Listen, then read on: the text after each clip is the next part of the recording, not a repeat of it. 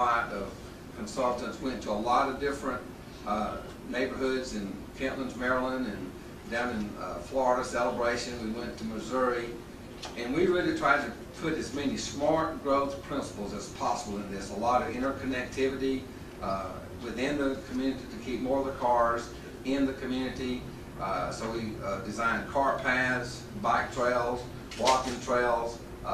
We proposed to the county that we would put in a tunnel under Vernon Hunter Parkway over to that other section for golf carts, bicycles, pedestrians and all, so they won't be walking over Vernon Hunter Parkway.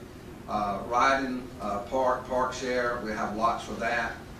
Again, we're doing all the principles that we could and engineers could come up with to make this truly a very unique, wonderful neighborhood with a lot of connectivity. Encourage walking, encourage biking, encourage people being able to shop where they are and work where they are. So a lot of effort went into that. Our whole design was kind of based on a grid system like Savannah and Charleston, and we're excited that Jim Strickland with Historical Concepts has been involved with us on this project. Jeff Mills and his staff at Jordan Jones and Goulding have been major land planners on this whole project, and I think those guys would tell you we had a vision. We were not going to deviate from that vision of making this one of the just absolutely a great neighborhood for Coweta County and for the state of Georgia. In looking at that, I'd like to now show you, and there will be a lot of parks throughout this whole development. A lot of studies say that if a park if a kid was within a half mile of a park, he'll do a lot more walking instead of watching TV. So throughout this thing, we'll have parks throughout there so that kids will be able to be close by to a park.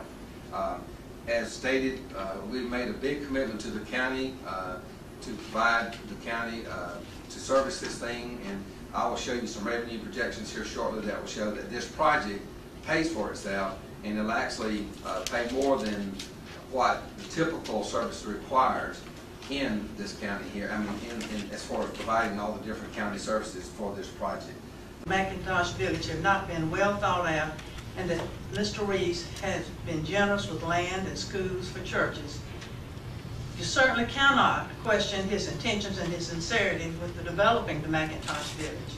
However, it's a little premature, I think, for rezoning when there are three major issues that are still remain. One of them is the sewer.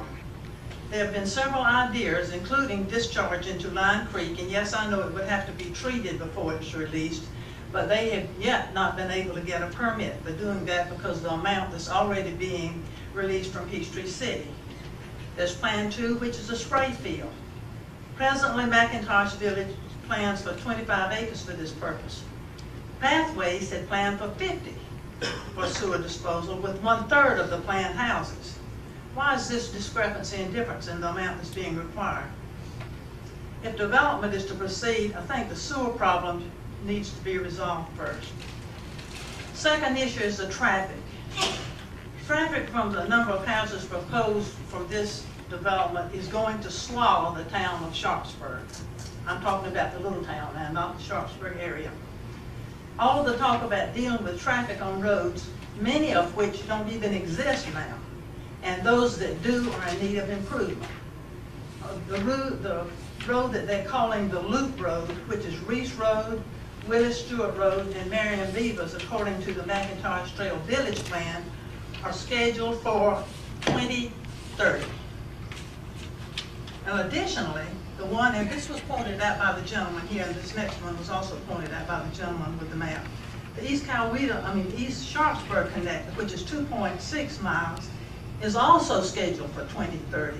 Now this is based on the McIntosh Village information that I got, and I haven't got but one copy, so I'm going to give it to the boss. That's right, he's in charge. Thank you.